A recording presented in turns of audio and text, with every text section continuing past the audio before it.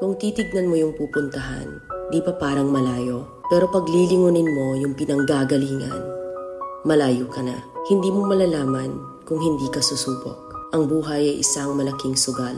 Kung lagi kang takot sumugal sa isang bagay dahil takot kang mawalan, mauubos lang kung anong meron ka. Kung hindi ka mawawalan, hindi ka rin magkakaroon.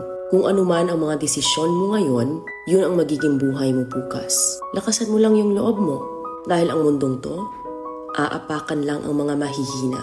Ibangon mo palagi ang sarili mo. Balang araw, magugulat ka na lang na ang layo na pala ng narating mo. Kahit mabagal ang progress, basta may usad at kumikilos ka, okay na yan. Wala tayong magagawa. Ganyan talaga ang proseso ng buhay. Lahat tayo nakakaranas ng hirap.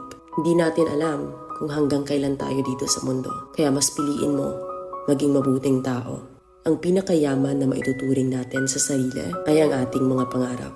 Kapag handa kang abutin yung mga pangarap mo, hinding-hindi ka maghihirap.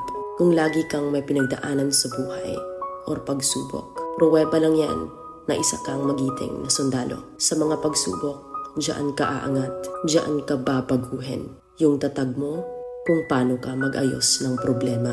Hindi ka magtatagal sa mundo. Lubos-lubusin mo na. Gawin mo yung mga bagay na handang iangat ang sarili mo.